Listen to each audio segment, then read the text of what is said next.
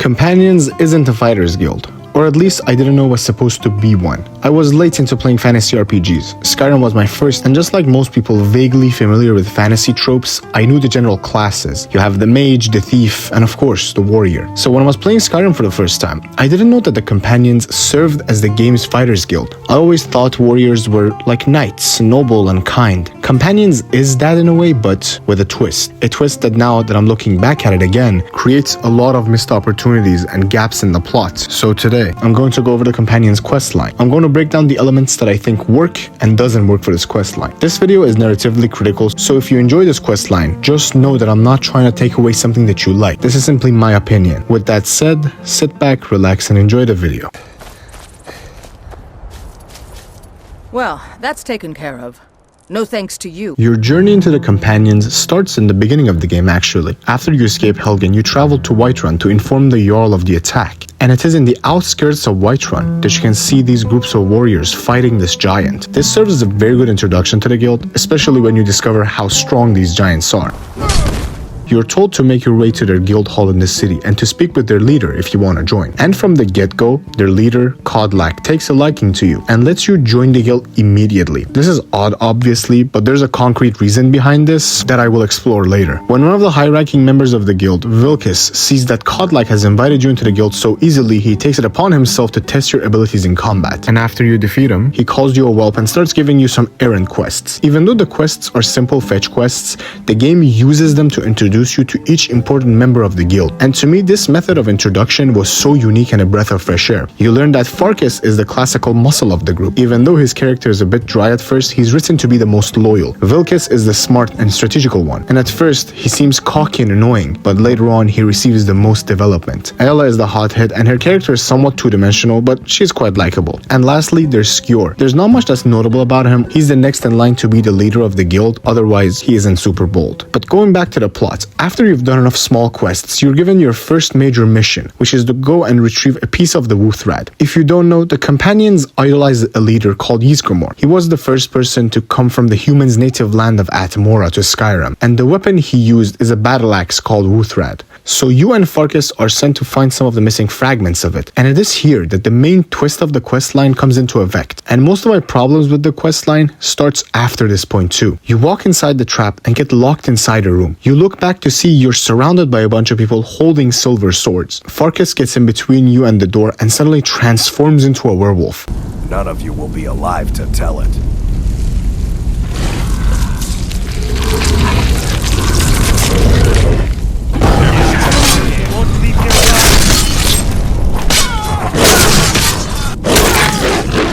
The group that just ambushed you is called the Silver Hand, and they're a group of werewolf hunters, and they are the Companions' main rivals. Now, before this point, most people who joined this guild didn't sign up to be in a werewolf guild, so you might think that the logical option here would be for us to be able to switch sides and join the Silver Hand midway, but no. Almost immediately after you and Farkas find the pieces, Skjor takes you into the Underforge and turns you into a werewolf.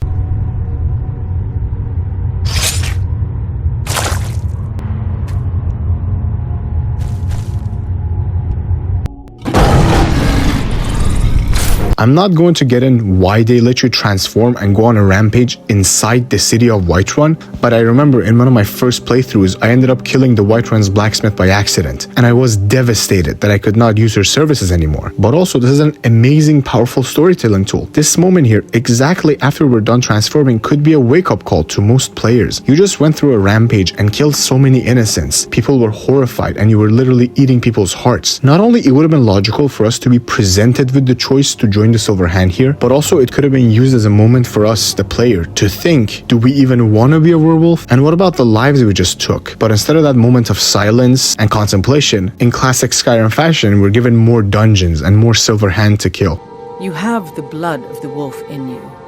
You'll need to build up your strength before you can call on it again, though. Just be careful where you do it. Some cowards in this land can't stand the sight of glory before them. You go through a very atmospheric Skyrim dungeon. You see werewolves' heads on pikes, cages filled with fully transformed beasts, and in general, the tone is very well set for a Silver Hand. But sadly, that's the extent that we get to see. Also, not to mention, the only named Silver Hand character we meet is in this dungeon, but we don't get to talk to him whatsoever. We just go straight to fighting. But it's not until you reach the end and find the body of Skewer. It doesn't help that out of all the companions we met, Skewer was the only one we had the least interactions and moments with, so his death falls a bit flat. Now, if instead of Skewer, Farkas or Vilkas had died, I would have been bawling my eyes out. But regardless, I digress. You go back to Jorrvaskr and Ayla and you start planning your revenge against the Silver Hand. And this part of the game is where the quest is at its lowest. It's as if the quest didn't know what it wanted to focus on, so it gave you a little bit of everything. You're on a revenge path with Ayla, but also you have to go retrieve some pieces of the Wuthrad, and after that you attack a random Silver Hand tower and steal their attack plans. It's just all over the place. However, after all the busy work, you're finally told that Kadlak has taken wind of what you're doing and he wishes to speak with you. It is here that you learn that Kadlak doesn't like having the beast blood, and he wants to be rid of it. You see, werewolves are basically vassals of Hircine, the Daedric prince of the hunt, and as long as they have the beast blood in them, they won't be able to go to any other afterlife except Hircine's hunting grounds, which is an afterlife dedicated to the Daedric prince's followers. Now, Kadlak here thinks that he's being robbed of his chance of going to Sovngarde like every other Nord, so he wants to get rid of his beast blood and have the chance to gain entry into Sovngarde. The Companions are nearly 5,000 years old.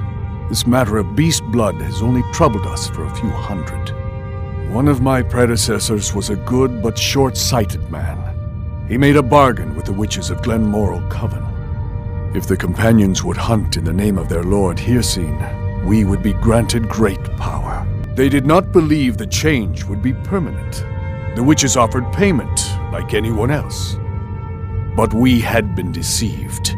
So in a nutshell, you're sent out to hunt these witches and bring their heads back to Kadlak for the next step. But why would Kadlak even trust us with this? We're the newest member of the guild. We've just recently transformed into a werewolf. So you see, if you choose to go to Kadlak's room after the quest is all done, you'll find his diary. And if you read through it, you'll realize that Kadlak's been having dreams of you, the player character. And in his dreams, we're helping him fight off his beast blood. This is explained near the end of the game, and it answers why he let us join the guild trouble-free and why he trusts us so much with this mission. But going back to the plot, you finish the job and you come back to Jorrvaskr. But as soon as you walk back, you learn that the Silver Hand attacked Jorrvaskr while you were away. They stole all the pieces of the Wuthrad and killed Kadlak in the siege. This moment hits hard, and Kadlak's death has a lot of emotional weight to it, especially after knowing his whole concern was with his death and not being able to go to Sovngarde. This whole moment should work so well. It is just so dumb that we literally stole the Silver Hand's attack plans one mission ago. Why did we do that? From a plot standpoint, it makes no sense. Why steal the plans and not go through them? Or why even have us steal it in the first place if it's not going to be used as a plot point? As good as this moment actually is, I couldn't help feeling annoyed at this. You and Vilkas make your way to avenge Kadlak's death and retrieve the stolen pieces of the Wuthrad from a very normal Skyrim dungeon. You come back to Kadlak's funeral, which, be it, does hit emotionally. However, in the middle of the ceremony, you are told to meet in the Underforge. You give the pieces of the Wuthrad to Jorland and walk inside the Underforge to see that Vilkas and Ayla are arguing with each other. Apparently, Vilkas knows of a way that we can set Kadlak's soul free from the beast blood, but Ayla is arguing with him. But that's until Jorland walks in with the completed Wuthrad. He wanted to meet Iskramor and know the glories of Sovngarde, but all that was taken from him. And you avenged him. Kadlak did not care for vengeance. No, Farkas, he didn't. And that's not what this is about. We should be honoring Kadlak, no matter our own thoughts on the blood. You're right. It's what he wanted, and he deserved to have it. Kadlak used to speak of a way to cleanse his soul, even in death. You know the legends of the tomb of Iskramor. There, the souls of the Harbingers will heed the call of Northern Steel. We can't even enter the tomb without Wuthrad, and it's in pieces like it has been for 1,000 years. And dragons were just stories, and the elves once ruled Skyrim. Just because something is, doesn't mean it must be. The blade is a weapon, a tool. Tools are meant to be broken and repaired. Is that... Did you repair the blade? This is the first time I've had all the pieces, thanks to our shield brother here.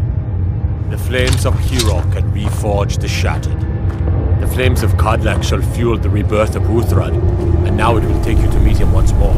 Everyone makes their way to the tomb of Ysgramor, and this is where I think Vilkas has a small amount of character development. As everyone's readying themselves to go inside, Vilkas stops you and says that his grief for Kadlak has clouded his judgment, and he must stay behind. This is a very good moment, especially with us knowing he just went on a killing spree to avenge Kadlak from the Silver Hand. This is the same character that at the start of the game didn't trust Kadlak's choice and jumped at the opportunity to test your abilities in combat. The same character that joins you immediately to avenge him. So it's very good to see a character take a step back and reevaluate his actions and show some humanity, some remorse. Also, on a side note, I think Vilkas would have been an amazing candidate for the next Harbinger, but who are we kidding? You go through another normal dungeon, and in the middle, Vilkas also stops you and says he's afraid of spiders. I don't know if I missed anything in the quest line, but this came out of nowhere. You reach the final room with Ayala, and you see that the ghost of Kadlak is waiting there, apparently hiding from Hircine. He instructs you to burn the witch's head that you got before. You do so, and Kadlak's spirit animal shows up, and after defeating it, you free Kadlak's soul. You do have the option to free the rest of the companion souls as well, especially if you got the rest of the heads. Oh, and not to mention, before Kadlak leaves, he names you the next leader. Even though the ending makes the story come full circle, I feel like it's a bit anticlimactic. An idea would be, considering that we've already been to an afterlife like Sovngarde in Skyrim, it would have been so cool for us to go to the hunting grounds and free Kadlak through some sort of bargaining with Hircine, or maybe fighting his spirit animal there. All in all, the Companions is a questline that suffers from too much unfocused storytelling and making odd choices. The characters in this questline very unique and very memorable, but this quest is held down by Skyrim's most common elements. First is the matter of the Harbinger. Just like every other Skyrim questline, we're not even 2 months in and we become the leader. But the difference that stands out here is that in the other guilds, there were no other candidates that would take up the role. They were either killed off in the story or they were unwilling. But here, the plot sets up Vilkas perfectly as a self-aware and smart leader, but that just doesn't come to pass, and it's a huge missed opportunity. Also, I wish we could have spent at least one quest with Skjor so that his death would hit harder. And lastly, the Silver Hand. And I know I'm not the only one to say this, but not having the option to join the Silver Hand, especially mid-questline, is such a huge missed opportunity. Not only would have created tension and so much conflict for the story, but also it could have challenged the players. These characters that we have grown fond of are now meant to be fought and defeated. And I know there's a whole theory floating around that the Silver Hand are a separated faction of the Companions before the Curse of the Witches, and I just feel like that narrative had so much potential. However, the story we do get, despite its flaws, has its charming moments too. Examples of that would be Vilkas challenging your strength for the first time, or Kadlak opening up to you about the Curse of the Witches, or anything involving Vilkas. I just love his character. But despite everything, I hope you enjoyed this video. I was your host, the Ashen Mage, and see you next time. He's not a werewolf anymore? Even dead? This is a good thing.